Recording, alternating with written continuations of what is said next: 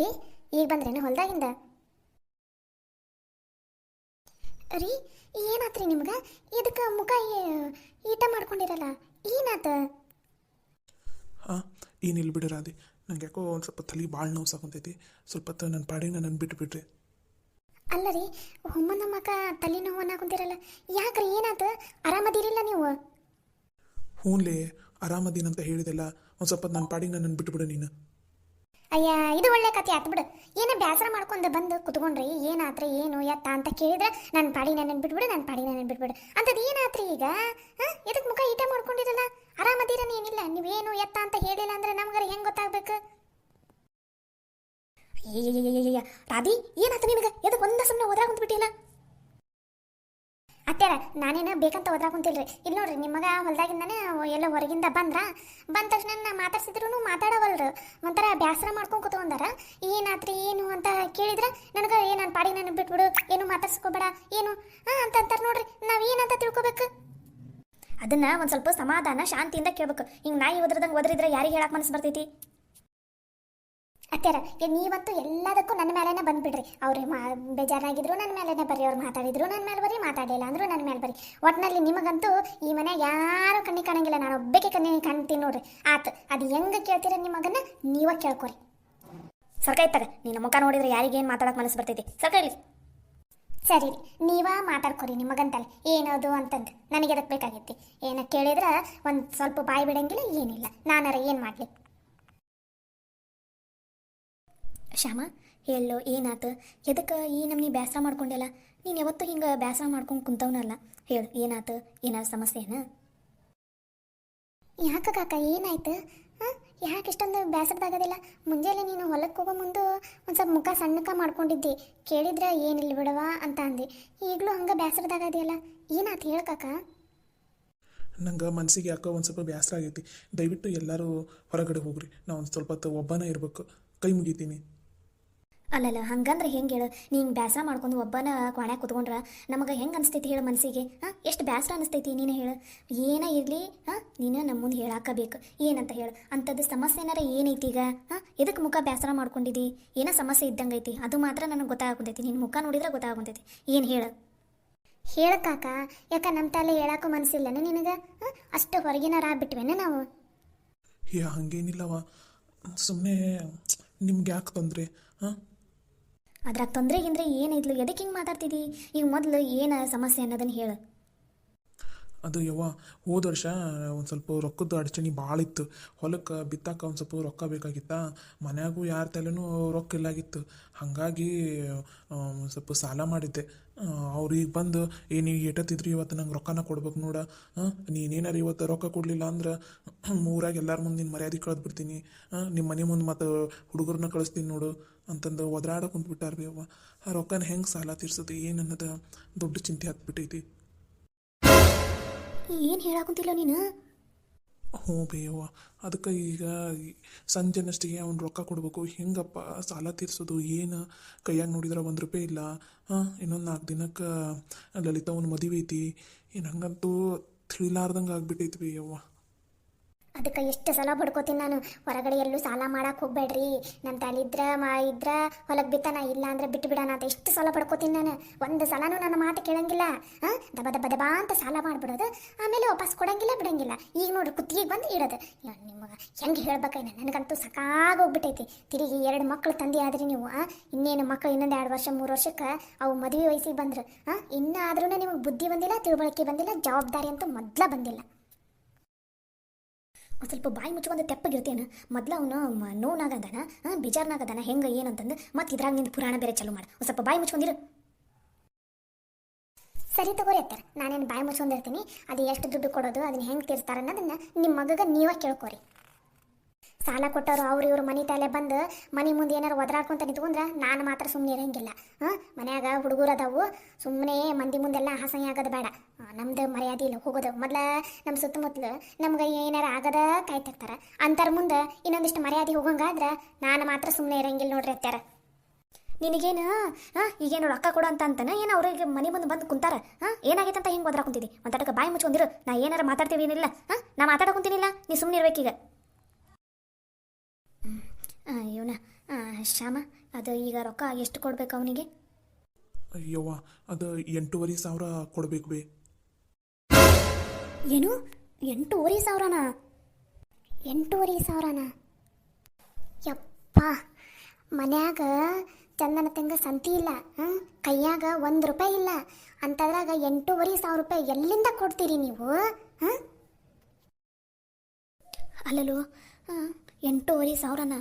ಏನೋ 100-200 ರೂಪಾಯಿಗ ನಾವು 1000 ಸಲ ಯೋಚನೆ ಮಾಡ್ಬೇಕಾಗೈತಿ ಮನ್ಯಾಗ. ಕೈಯಾಗ ನೋಡಿದ್ರೆ 1 ರೂಪಾಯಿ ಇಲ್ಲ. ಇನ್ನೊಂದು 2-3 ದಿನದಾಗ ಹುಡುಗಿ ಮದ್ವೆ ಬಂದೈತಿ. ಈಗ ನೋಡಿದ್ರೆ ನೀನು 8,500 ರೂಪಾಯಿ ಅಂತ ಅನ್ನಾ ಕುಂತಿಯಲ್ಲಲು. ಏನು ಮಾಡೋದೀಗ? ಅಷ್ಟೊಂದು ರೊಕ್ಕನ ಎತ್ತಾಗ ಹೊಂದಿಸೋದ್ಲು.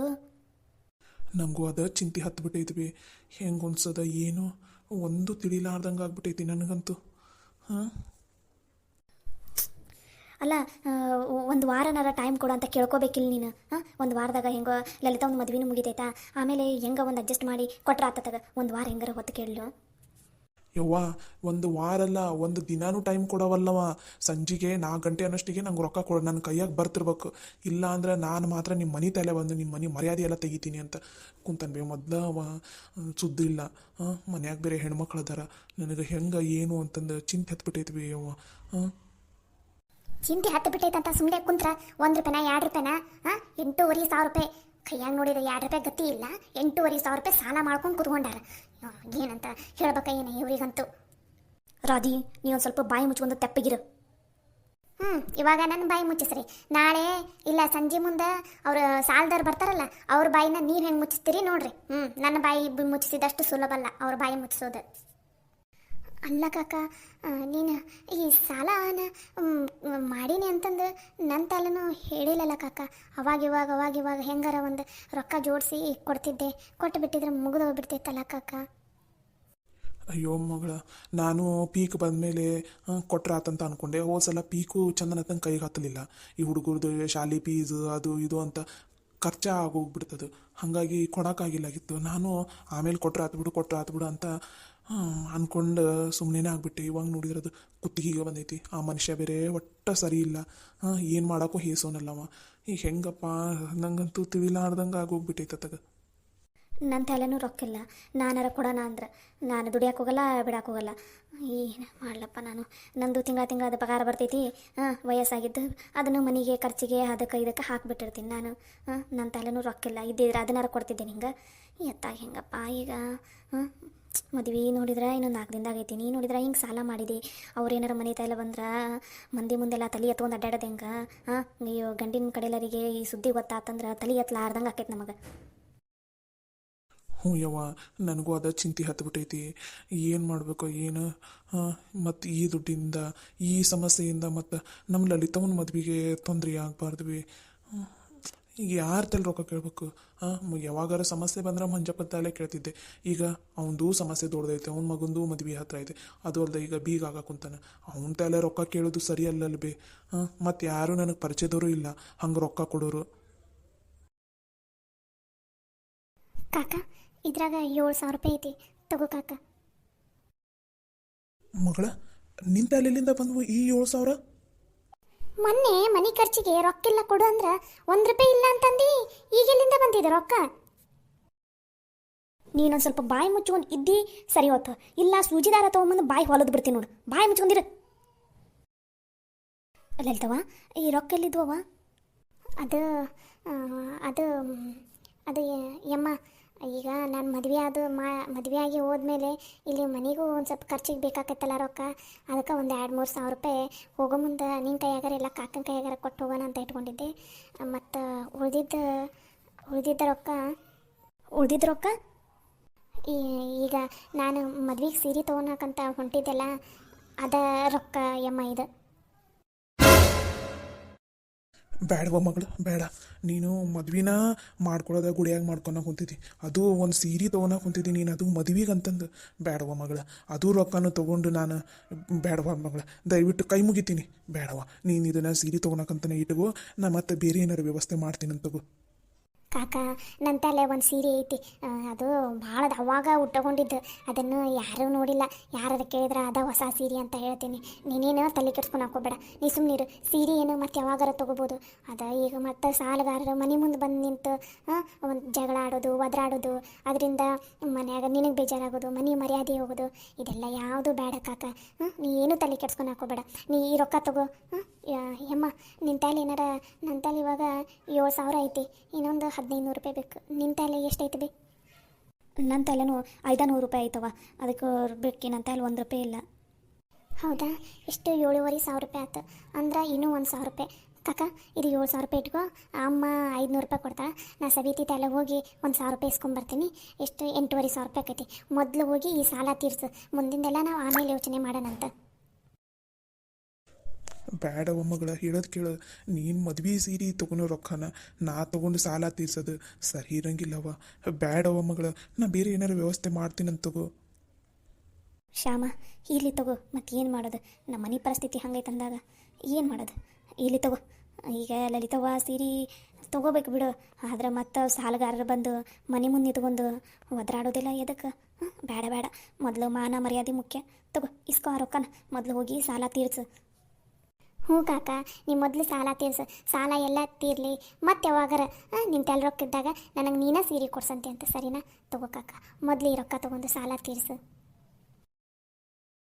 ಮಗಳ, ಈ ನಿನ್ನ ಋಣನ ಹೆಂಗೆ ತೀರ್ಸೋದು ನನಗೆ ಗೊತ್ತಾಗಬಲ್ದವ. ನನ್ನ ಸ್ವಂತ ಮಗಳು ನಿನ್ನ ಜಾಗದಾಗಿದ್ದಿದ್ರು ಈ ಥರ ನನಗೆ ಸಹಾಯ ಮಾಡ್ತಿದ್ರೆ ಏನಿಲ್ಲ, ಮಾಡ್ತಾನೆ ಇಲ್ಲಾಗಿದ್ರು. ಆದರೆ ನೀನು ನನ್ನ ಮಗಳಿಗಿಂತ ಹೆಚ್ಚಾಗಿಬಿಟ್ಟೆವ. ನನ್ನನ್ನು ಕ್ಷಮಿಸ್ಬಿಡವ. ನಿನ್ನ ಮದ್ವೆ ಸೀರೆ ತೊಗೊಳೋ ರೊಕ್ಕದಾಗ ನಾನು ನನ್ನ ಸಾಲ ತೀರ್ಸಕೊಂತೀನಿ. ನನ್ನನ್ನು ಕ್ಷಮಿಸ್ಬಿಡವ ಮಗಳ. ಅಯ್ಯೋ ಕಾಕ, ನೀ ಆ ಥರ ಎಲ್ಲ ಮಾತಾಡೋಕೆ ಹೋಗ್ಬೇಡ ಕಾಕ. ನಿನಗಿಂತ ಈ ಮನೆಗಿಂತ ಮತ್ತು ಯಾವುದು ಹೆಚ್ಚಲ್ಲ ನಂಗೆ. ನೀ ಬೇಸರ ಮಾಡ್ಕೋಬೇಡ. ಬಾ, ಇದು 7,000 ರೂಪಾಯಿ ಇಟ್ಕೋ. ಅಮ್ಮನೂ 500 ರೂಪಾಯಿ ಕೊಡ್ತಾಳೆ. ನಾ ಸವಿತಿ ತಲೆ ಹೋಗಿ 1,000 ರೂಪಾಯಿ ಇಸ್ಕೊಂಬರ್ತೀನಿ. ಮೊದಲು ಹೋಗಿ ಸಾಲ ತೀರ್ಸು. ನಡಿಲ ನಡಿ, ನನ್ನ ತಲೆನೂ 500 ರೂಪಾಯಿ ಐತಿ, ಅದನ್ನೊಂದಿಷ್ಟು ಕೊಡ್ತೀನಿ. ನಡಿ. ಹೆಂಗೋ ಒಂದು ಈಗ ಇದ್ದರಿದ್ರ ಮದ್ವೆ ಸೀರೆ ತೊಗೊಳೋದು ತಪ್ಪಲ್ಲ. ಅಷ್ಟು ಸಾಕು ನನಗೆ. ಅದ ಹಳೆ ಸೀರೆಯಾಗ ಮದ್ವೆ ಆಕ. ಈಕೆ ಯೋಗ್ಯತೆ ಇಷ್ಟ.